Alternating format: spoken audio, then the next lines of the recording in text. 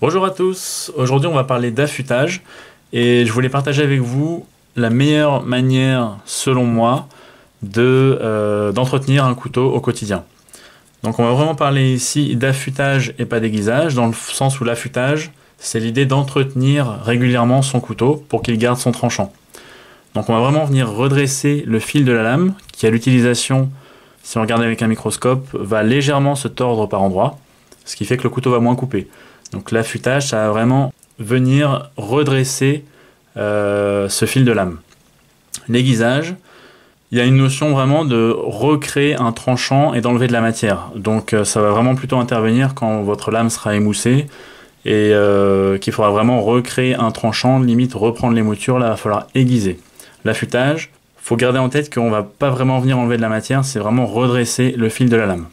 Voilà, maintenant que ça c'est dit, il y a quelques années, j'ai demandé à un coutelier meilleur ouvrier de France quelle était la meilleure manière d'affûter un couteau. Moi j'avais essayé un petit peu tout, des pierres, des fusils, des kits pour aiguiser, etc. Et ce coutelier m'a dit que lui, il utilisait un fusil en céramique de chez Ikea. Donc voilà, je m'en suis acheté un, ça coûte 7 ou 8 euros. Et depuis, j'utilise quasiment que ça. Faut savoir que moi j'habite en ville, donc je vais pas couper des arbres et des trucs comme ça, donc je vais pas vraiment émousser mes lames. Donc j'utilise mes couteaux uniquement pour manger et ouvrir des cartons éventuellement, des choses comme ça, mais voilà. Pas des tâches très difficiles, et pour entretenir mon couteau au quotidien, c'est vraiment la meilleure manière, la plus rapide, la plus simple et la plus économique. J'ai essayé pour l'instant donc des pierres à eau, comme celle-là. Ça marche bien, mais je trouve qu'il faut vraiment un petit peu de pratique pour éviter de bousiller son tranchant. Et j'ai vraiment l'impression que ça enlève de la matière. Je suis pas fan d'utiliser ça au quotidien. En plus, il faut faire tremper la pierre avant, ça fout de l'eau partout. Voilà, je trouve pas ça forcément très pratique. J'ai utilisé aussi ces petites pierres là qui sont marrantes de chez Folkniven. Je sais pas si je prononce correctement. Mais ça c'est pas mal. Si vraiment vous avez un couteau Indus, vous avez absolument pas peur de bousiller le tranchant. Parce que c'est vraiment très rugueux, ça enlève vraiment de la matière. Là on a une partie diamantée. Ensuite on a une partie céramique qui est un peu plus fine. Et l'idée c'est qu'on peut venir ensuite finir son tranchant sur le cuir de l'étui. Je trouve le concept sympa. Mais voilà, c'est quand même, ça enlève pas mal de matière. Sur des couteaux pas chers, s'ils sont vraiment émoussés, c'est efficace. J'aurais pas peur de les utiliser, mais sur des beaux couteaux, je trouve ça un peu dommage. J'ai aussi testé des kits style Spyderco, etc. qui marchent très bien, mais bon, c'est toute une organisation, il faut les monter, les mettre en place, machin, voilà. Moi, je trouve vraiment la manière la plus pratique, c'est le fusil. Vous le mettez dans le tiroir, au quotidien ou une fois tous les 2-3 jours, vous le sortez, tchac tchac, 2-3 coups sur le couteau, et il coupe nickel, comme au départ.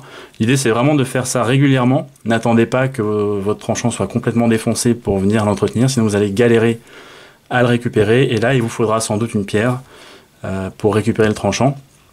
Il faut savoir que ça enlève vraiment pas de matière, ou quasiment pas de matière. Pendant longtemps, j'avais peur d'aiguiser mes couteaux, j'avais peur de les user. Mais franchement, vous mettez 2-3 coups régulièrement, allez, une fois par semaine, et vous risquez pas d'user votre couteau, il va durer plus longtemps que vous inquiétez pas. Donc voilà, ici j'ai le fusil Ikea qui coûte 7 ou 8 euros. J'ai déjà essayé d'autres fusils style Fisher, qui sont de très bons fusils, mais qui avaient des stries. Et ça m'est déjà arrivé d'avoir une lame qui était légèrement... Enfin, il y avait un tout petit accroc sur la lame. Et quand j'ai voulu l'aiguiser, le fait qu'il y ait des stries, ça a vraiment arraché l'accroc. Et ça a carrément émoussé ma lame. Voilà, donc depuis que j'ai testé le fusil en céramique qui est tout lisse, j'avoue que j'utilise plus que ça. Donc voilà, j'avais envie de partager ça avec vous et de vous le conseiller. Surtout que c'est pas cher. Et je vais juste vous montrer un petit peu comment l'utiliser. Bon, il y a plein de vidéos déjà qui expliquent ça. Oups, voilà, ça c'est pas terrible. Qui expliquent ça sur internet. Mais c'est vraiment super simple. L'idée c'est d'avoir un angle de 20 à 30 degrés. Pour avoir cet angle-là, on met la lame droite à 90 degrés comme ça. On considère que la moitié ça va être 45. Et encore la moitié, on est entre 20 et 30 degrés. L'idée, ça va être de partir de la base du fusil comme ça, et de vraiment d'aller dans le sens du tranchant, comme si vous coupiez quelque chose. Tac. Tout en essayant de garder cet angle. Gardez bien en tête que quand vous allez arriver vers l'arrondi, juste avant la pointe, je ne sais pas pourquoi, mais le geste fait que la lame va se retrouver un petit peu à plat. Si vous ne redressez pas le tranchant, vous allez faire comme moi, vous allez rayer le bout de la lame. Donc ça m'est arrivé. N'hésitez surtout pas à essayer, enfin vous entraîner sur des couteaux auxquels vous ne tenez pas particulièrement, quoi. Mais vraiment, pendant plusieurs jours, voire plusieurs semaines, un petit peu tous les jours, vous pratiquez pour vous assurer de bien maîtriser le mouvement et ça vous évitera de rayer des couteaux à plusieurs centaines d'euros, ce qui serait un petit peu dommage. Donc voilà, dans un sens, puis dans l'autre, vous pouvez soit faire comme ça, un coup au-dessus, un coup en dessous, vers l'extérieur, ou alors un coup au-dessus, un coup en dessous vers l'intérieur, ou alors rester dessus, un coup vers l'extérieur comme ça, un coup vers l'intérieur comme ça. Il n'y a pas de règle. Il me semble que la manière la plus traditionnelle, c'est comme ça. Et c'est vrai que c'est au niveau du geste du poignet, c'est ce qui vous permet de tout le temps garder le bon angle sans faire l'effort de le rectifier. Moi, par habitude, j'ai pris l'habitude de faire comme ça, tout en gardant bien en tête que je rectifie l'angle quand j'arrive vers la pointe. Voilà, autre chose très importante, c'est de ne pas appuyer. Parce que si vous allez appuyer, vous allez gagner du temps, certes, mais en fait, vous n'allez pas forcément appuyer avec la même pression des deux côtés. Ce qui fait que vous allez affûter plus d'un côté que de l'autre, à la longue, c'est pas terrible. Donc n'hésitez pas à aller vraiment doucement, ça sert à rien d'aller super vite comme dans les films et comme les cuistots au resto.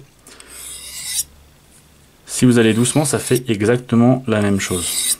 Et vous appuyez pas du tout. Et ça, vous le faites régulièrement. Dès que vous sentez que votre couteau coupe un petit peu moins, tac, tac, 2-3 coups, et ça va être nickel. Autre petit détail, et après je vous laisse tranquille, ça va un petit peu, l'angle va dépendre du tranchant. Là, on a un tranchant très fin, donc on voit que les moutures se terminent tout de suite en tranchant.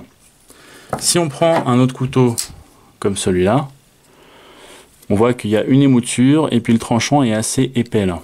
Je sais pas si ça va se voir, mais voilà. Ici, on a un tranchant beaucoup plus fin qu'ici. Donc, pour bien travailler le fil, il va falloir avoir un angle un peu plus fermé. Ici, si vous avez un angle trop fermé, vous allez en fait frotter contre la démarcation entre le tranchant et l'émouture. Du coup, il vous faudra un angle un petit peu plus ouvert. Donc voilà, ça c'est à vous de jauger après en fonction du couteau. Ça va dépendre des types d'émouture, des longueurs de lame, etc. Mais voilà, pour moi, la meilleure manière d'entretenir son couteau au quotidien. Et après, le mieux, c'est que vous fassiez vos propres expériences. Mais voilà, moi, on m'a conseillé ça il y a quelques années. Et depuis, je peux plus en passer. C'est le moyen le plus rapide, le plus économique et le plus simple d'entretenir son couteau. Voilà, j'espère que ça vous a plu, que ça vous aura été utile. N'hésitez pas à me laisser un petit like si c'est le cas. Et puis, je vous retrouve bientôt pour une prochaine vidéo. Ciao.